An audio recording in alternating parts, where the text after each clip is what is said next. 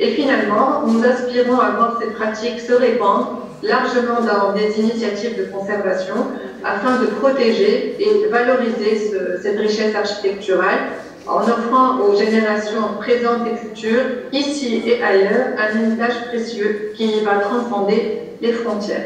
Voilà, je vous remercie pour votre attention.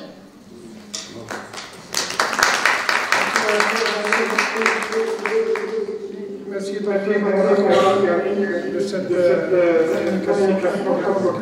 Je vais sur la situation en matière patrimoniale d'un territoire qui est connu comme un territoire habité depuis l'Antiquité. Donc il constitue une passion de la civilisation humaine depuis l'Antiquité, passant par l'époque romaine, les dynasties musulmanes, l'époque coloniale et l'époque contemporaine même.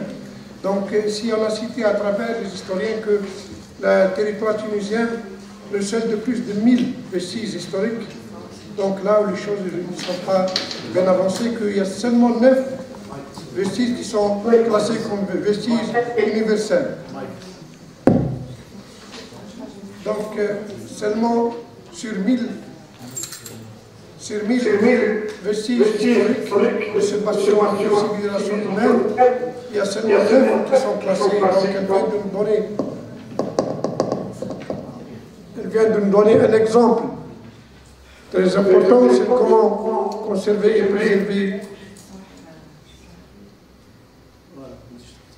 et préserver le patrimoine matériel à travers l'utilisation des outils numériques en Tunisie. L'exemple de la Villa La Coupa reste un exemple éminent qui peut servir de leçon, qui peut servir de moyen comment préserver le patrimoine matériel. Merci Madame Nouara. Merci pour votre écoute. Voilà, et restez avec nous pour animer la séance de débat. Donc, rapidement, je passe la parole au professeur Rahman Ali. Il est de l'université de Rahat Abbas Sétif 1 et les chefs de département. Il va nous présenter l'expérience du département de l'architecture de Sétif en matière de numérisation du patrimoine. Donc, sans tarder, à vous la parole, professeur Rahman. Merci, Monsieur le Président. Alors, en attendant la mise en place de mes slides, Bismillah ar-Rahman ar-Rahim, salatu salam ala ashrafil mursalin.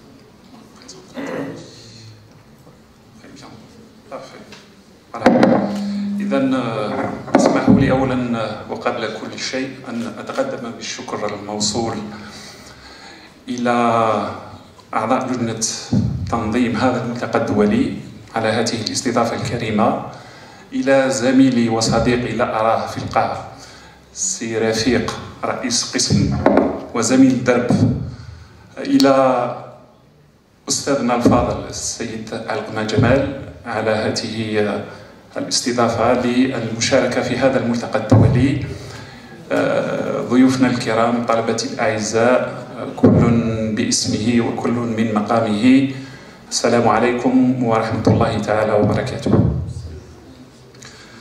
Concernant ma présentation et en complément d'information par rapport à ce qui a été présenté par mon collègue Nedir Ali Khouja, et pour ne pas tomber dans la redondance, je vais essayer de m'inscrire dans cette thématique en présentant beaucoup plus le volet académique de la formation. Le volet technique a été abordé par mon collègue Nedir Ali Khouja amplement, et on y reviendra tout à l'heure lors du débat pour éclairer, comme l'a si bien mentionné Nedir, certains points.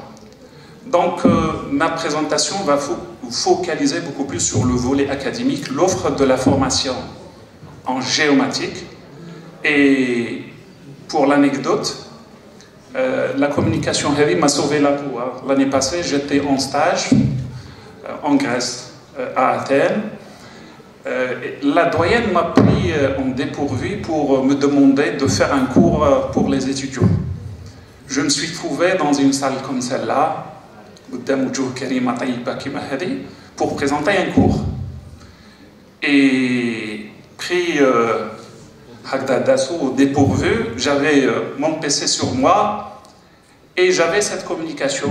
Bon, j'ai essayé de traduire en anglais, I translated in English, et ça m'a sauvé la face. Donc je me suis dit, je suis à Athènes, la Grèce, le berceau de la civilisation gréco-romaine, donc il faut s'inscrire par rapport à cette logique. Et j'ai dû présenter cette communication que j'ai présentée auparavant à Istanbul, en ITU, en 2021, dans un colloque international qui s'inscrit à peu près dans cette même logique. Tout ce qui est numérisation du patrimoine historique à valeur patrimoniale et touristique beaucoup plus. Et croyez-moi, ce que j'ai présenté ce jour-là, avec des professionnels, des spécialistes dans le domaine de la numérisation, et on était, soi-disant humblement, en diapason avec ce qui se fait dans le monde. Et certains d'entre eux étaient vraiment étonnés sur la façon et la manière dont on procédait et à travailler avec la numérisation comme outil de recherche, d'enseignement et de vulgarisation des sites à valeur patrimoniale. Là, et finalement, cette communication me sauve la face aussi pour une deuxième fois. On a été sollicité par notre cher professeur Arma, ça fait une semaine. Il était en soutenance au département d'architecture de Sétif et il nous a demandé de partager avec vous notre expérience en matière de numérisation et de modélisation pour s'inscrire en quelque sorte dans cette thématique du colloque. Alors, l'histoire de la numérisation a tout d'abord commencé par la validation d'une offre de formation académique en 2015. En 2015, nous avons soumis une plaquette de formation en géomatique en architecture. Et vous savez, l'ancienne plaquette de formation système LMD, donc on avait 3 paliers, palier licence, palier master et palier doctorat. Et à l'époque, il n'y avait pas une harmonisation des masters. Chaque point de formation avait ses propres masters. Donc là, on avait une licence en 3 ans, bac plus 3, et puis une formation en master. Et à l'époque, on avait uniquement 2 masters. Un master en habitat, dirigé par le laboratoire porteur de LHE, laboratoire d'habitat et environnement. On avait également un master en patrimoine architectural et urbain. Et nous avons introduit ce nouveau master en géomatique en 2015. La plaquette a été soumise, ou l'offre a été soumise en 2014 pour expertise. Donc on a eu l'aval et la validation en 2015. Donc on a eu l'agrément et l'arrêté pour enseigner le master en géomatique au niveau de notre département d'architecture. Et j'ai eu l'honneur, en ma qualité de chef de département depuis 2013, à co-piloter cette formation au master. Alors, cette formation, elle est bel et bien le fruit d'un projet de coopération entre l'université Farhat Abbas Sétif 1, présenté par le département d'architecture de Sétif, et particulièrement le laboratoire LAM, le laboratoire d'architecture méditerranéenne, dont Dr Ali Khouja fait partie, et il a beaucoup contribué à le confectionnement de la plaquette de formation et l'enseignement par la suite des cours dédiés et dispensés pour nos étudiants. Donc le projet de coopération a été ratifié et validé. Donc, et on a même eu l'opportunité et la chance d'avoir une équipe d'enseignants, parmi eux Nadir Al-Khouja, qui se sont déplacés en Afrique du Sud, l'université de Cape Town pour une formation. Et c'est à partir de là qu'on a pu avoir le background académique, et pédagogique et scientifique pour dispenser ces enseignements à nos étudiants en master. Donc toute l'histoire commence en 2015. Là, c'est brièvement le projet de collaboration entre l'université Sétif 1, présenté par le département d'architecture, le laboratoire LAM, et l'université of Cape Town School of Architecture, Planning and Geomatics. En fait, le projet de collaboration et de coopération consistait principalement, bien évidemment, à introduire les NTIC, les nouvelles technologies d'information et de communication. Aujourd'hui, on parle beaucoup plus de TIC, les technologies d'information et de communication, de la géomatique comme outil très important en termes de représentation de l'espace bâti, d'aide également au diagnostic. Nadir l'a si bien illustré dans sa présentation concernant le process de diagnostic qui est très important pour comprendre la valeur réelle de l'objet patrimonial et comment intervenir dans des situations bien spécifiques. Donc ce projet de coopération aussi vise en quelque sorte à valoriser l'utilisation des dernières technologies laser et d'information dans la planification, la réalisation et la gestion des activités de l'espace, quelle que soit l'échelle. Donc ceci nous amène à bien conserver l'objet patrimonial, à valeur patrimoniale du bâti, quelle que soit l'échelle à laquelle on a affaire. Donc des systèmes d'information bien évidemment, et proposer en outre d'une façon argumentée des projets de rénovation, de réhabilitation et de conservation. Donc rénovation, réhabilitation, conservation, on va revenir tout à l'heure sur ces concepts-là de la manière la plus explicite. Alors, brièvement, quelques statistiques par rapport aux promotions qui ont été formées au niveau de notre département d'architecture. La première promotion, on a commencé en 2015, c'était en Master 1, donc les diplômés c'est en 2016. Le master fait 2 ans, comme vous le savez. Donc 55 étudiants diplômés en géomatique, dont 3 étudiants étrangers, 75% c'est des filles et 25% c'est des garçons. Là, vous voyez la dominance de la gente féminine, et elle se généralise même pour les autres spécialités. Bon, pourquoi le nombre? Vous allez me dire pourquoi 55? C'était par rapport aux capacités d'encadrement. Vous le savez, la formation en géomatique nécessite une prise en charge particulière, à savoir un travail de proximité avec les étudiants. Donc, par rapport à nos moyens, et on a acquis à l'époque l'unique scanner laser en 2014. 2015, voilà, c'est ça. Et on était pratiquement les premiers en Algérie à avoir acquis ce matériel. Donc entre 55 et 65, c'était la capacité maximale du département pour prendre en charge une formation correcte et convenable. En 2017, on avait un petit peu augmenté le nombre pour aller vers 65 étudiants diplômés en géomatique, 4 étudiants étrangers aussi. On avait des Africains, je crois un Irakien, 2 Syriens, pour faire la formation en géomatique. Et vous voyez aussi la dominance de la gente, les 85% c'est des filles et 15% c'est des garçons. Et on a tendance à ce que la formation en architecture se féminise de plus en plus. Et en 2018, on avait aussi 60 étudiants diplômés en géomatique, dont 3 étudiants étrangers, 83% des filles et 17% des garçons. Et la dernière promotion en 2019, avec 55 étudiants diplômés, dont 2 étudiants étrangers, là le taux augmente, c'est 87% des filles et 13% des... C'est des statistiques que j'ai pu avoir avec notre service de scolarité avant de venir à la communication. La dernière promotion, quand on dit 2019, parce que l'année universitaire 2019-2020, j'ai ce qu'on appelle l'harmonisation de la plaquette de formation en architecture, et là, les colorations, ou là où les 4 spécialités, plutôt les 4 colorations, master en habitat, patrimoine, projet urbain et habitat, voilà, habitat, et architecture et technologie, voilà, c'est les 4 colorations. Du coup, tous les points de formation à l'échelle nationale consistaient uniquement à former des masters dans ces colorations-là. Donc du coup, la géomatique, qu'est-ce qu'on fait? Donc on a intégré la géomatique, le master patrimoine, parce que c'est très connexe et c'était très bénéfique, voilà, plus utilisé. Quoique on peut intégrer aussi la géomatique quand on travaille à une échelle un peu plus grande, à l'échelle urbaine, parce qu'en fait, l'architecture, c'est un tout. On ne peut pas parler de l'urbain sans parler de l'architecture, de projets ponctuels, du contexte social, ainsi de suite.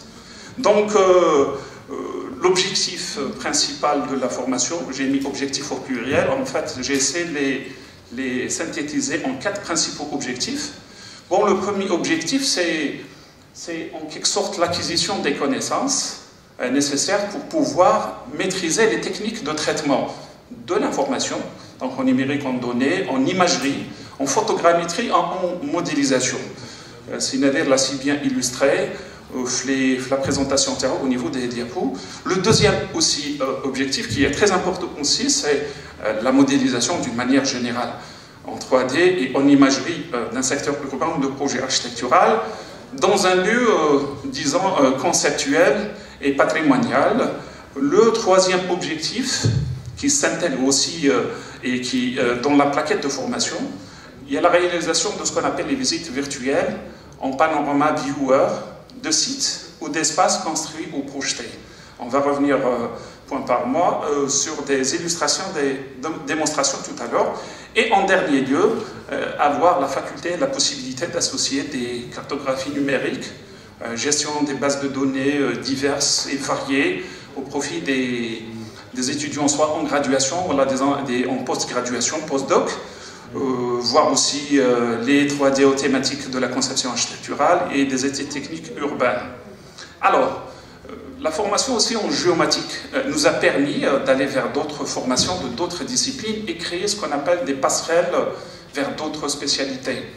En architecture, c'est une discipline qui fait appel à plusieurs disciplines pour développer voilà, son champ d'études et parfois d'expérimentation, et qui peut brasser plusieurs disciplines à la fois, sociales, humaines, parfois en informatique, à l'image de ce qu'on assiste aujourd'hui. On parle de l'IoT, l'Internet of Things, parler également de l'apport de l'intelligence artificielle.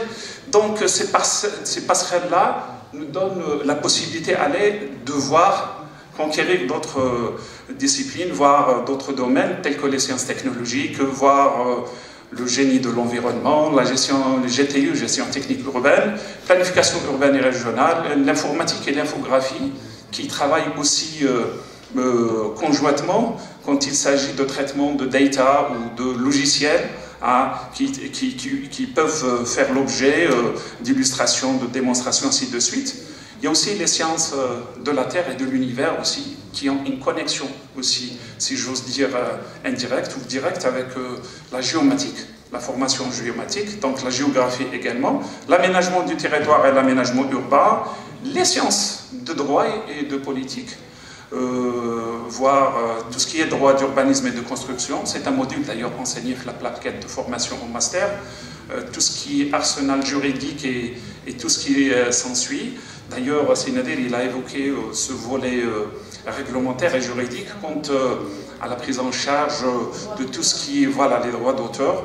Et ça fait aussi une grande polémique et à prendre en considération les sciences humaines qui sont très connexes, très attachées à notre formation en architecture. On ne peut en aucun cas parler d'une production architecturale et urbaine sans pour autant mettre au centre d'intérêt l'homme avec toutes ses complexités, avec toutes ses appartenances, ses convictions culturelles, techniques et tout ce qui s'ensuit. Donc notre formation, elle est complexe, la complexité de l'homme en lui-même. Alors, brièvement, le contenu de la plaquette de formation en géomatique, pratiquement c'est des modules qui versent dans le canevas national, à savoir la répartition de la formation en plusieurs unités de formation. C'est ce qui est valable et validé pratiquement dans toutes les plaquettes de formation. Donc c'est scindé en plusieurs unités. Unité fondamentale, unité de découverte transversale et méthodologique. On a essayé d'équilibrer un petit peu la formation et donner plus d'importance à la matière essentielle qui est l'atelier, donc là où il y a beaucoup plus de pratique, plus de sorties sur terrain et un travail de proximité avec l'objet de target, l'objet cible d'analyse et d'études, pour en finir en fin de compte avec un projet de mémoire. Et généralement, c'est des applications de la géomatique, l'application des connaissances acquises durant les 2 années de formation au master. Et là, ça varie par rapport à l'échelle d'intervention du 1 millième allant jusqu'à 1/200e. et pour en finir avec un projet de PFE soutenu. Donc, là, j'ai essayé de synthétiser un petit peu la plaquette en termes de répartition de cours TD et TP et de travail personnel. Et là, vous voyez, l'atelier prend la part du lien sur 553 heures de formation pour dire que la formation, elle est beaucoup plus pratique, elle est beaucoup plus une formation opérationnelle et on a affaire à des terrains, des champs d'études très, si j'ose dire, physiques et pratiques. La formation aussi a été confortée par des protocoles d'accord et des conventions, à savoir le CNRC, qui ont signé aussi également une convention de coopération dans le domaine de la numérisation, dans le domaine patrimonial beaucoup plus. Également, pratiquement les pionniers dans le domaine de la numérisation, c'est les Italiens. Les Italiens, ils sont très forts. J'ai dû communiquer en présence des Italiens. Et je vous redis, croyez-moi qu'on est pratiquement pas loin. Il faut conclure le reste. Oh oui, je vais être très bref. Je ne vais pas revenir sur les illustrations de Nadir parce que je vais vous économiser beaucoup de temps. Voilà, c'est des protocoles de convention avec l'université polytechnique de Bari en Italie. Également, à l'échelle nationale, nous avons eu des conventions avec l'ADLEP, la DEP, la direction de la culture, le musée. C'est des conventions de partenariat, d'échange, pour rappeler que l'architecture et l'aspect relatif à la numérisation peut brasser plusieurs domaines et peut être au centre d'intérêt de plusieurs partenaires.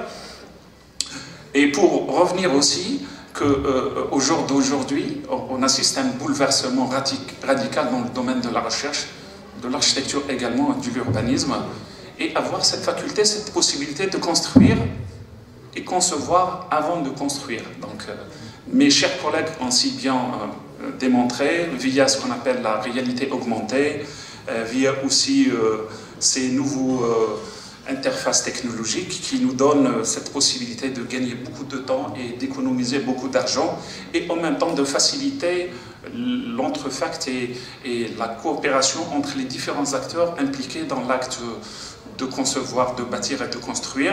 Donc la communication devient de plus en plus aisée via justement ces nouveaux outils d'échange. Donc on assiste dès lors à un phénomène du process, métamorphose pratiquement radicale du process et un modèle de conception via ce qu'on appelle l'environnement digital avec une approche beaucoup plus dite, une approche connectée. Et ça ne touche pas uniquement la discipline en architecture, urbanisme, en la planification, ainsi de suite. Pratiquement toutes les disciplines essayent de se positionner par rapport à ces nouveaux outils pour booster leur champ d'études et pour puiser des avantages qu'offrent ces nouvelles technologies d'information et de communication.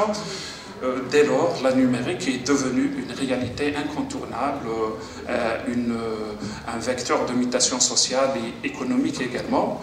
Et comme vous le savez tous, la vitesse avec laquelle ces nouveaux outils technologiques avancent dépasse de loin la vitesse dans laquelle se trouve le chercheur, d'une manière générale, pratiquement toutes les disciplines. Si on compare l'architecture par rapport à d'autres disciplines, je crois qu'on est pratiquement très en retard par rapport aux sciences expérimentales qui ont pu en quelque sorte s'attacher à cette vitesse d'une manière plus ou moins considérable. L'apport de l'intelligence artificielle peut remettre en cause beaucoup de choses. Et la façon et la manière avec laquelle on procède dans nos travaux de recherche et pose aussi la problématique de devenir de beaucoup de métiers qui risquent d'être menacés par cette avancée exponentielle très importante qui est l'intelligence artificielle. On assiste aussi à ce qu'on appelle le big data, l'Internet of l'IoT, Internet of Things, si Abdelmajamel l'a si bien montré. On parle aussi de la domotique. C'est la modélisation essaye de venir justement pour renforcer cet assaut dans le domaine de la technologie. Je vais en passer rapidement. Ces techniques de modélisation, en fin de compte, nous donnent cette faculté, cette possibilité de concevoir des factures d'empreinte numérique et de nous donner aussi d'offrir cette capacité à voir et donc à saisir par les plus grands nombres d'objets, avoir des images fixes et des images animées. Elle nous donne aussi la possibilité de constituer des bases de données accessibles à la communauté des chercheurs, des étudiants, des enseignants-chercheurs, et même ça peut faire l'objet d'un document référentiel, aide à la décision s'il est bien exploité auprès des autorités qui agissent dans le domaine. Voilà. J'ai donné un exemple d'élément de référentiel. Il peut être utilisé comme outil de référence, aide à la décision auprès des autorités, et une fois argumenté, une fois justifié avec les éléments. Bon, je ne vais pas revenir sur ça a été présenté par mon cher collègue Nadir. C'est des expériences de numérisation. Il s'agit de Village Mzin. Nadir, il en a parlé avec plus de détails concernant la modélisation. Sur terrain, c'est beaucoup plus un travail de proximité avec l'objet target cible. Le côté technique, il a été évoqué. Bon, ensuite, c'est un travail dans le laboratoire, juste après la collecte des documents. Donc la phase analyse et traitement se fait au niveau du laboratoire avec nos étudiants.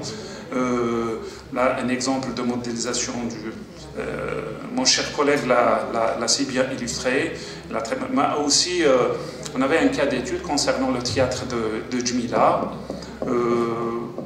Une opération de numérisation, j'ai essayé de synthétiser le travail. En fait, c'est un travail qui a été effectué par un groupe d'étudiants dont on a scindé le site, vu sa grandeur, en plusieurs parties, et on a ciblé des projets qui ont fait l'objet de numérisation pour en finir avec des images dans différentes phases. Donc je vais passer rapidement, du moment que Nadir...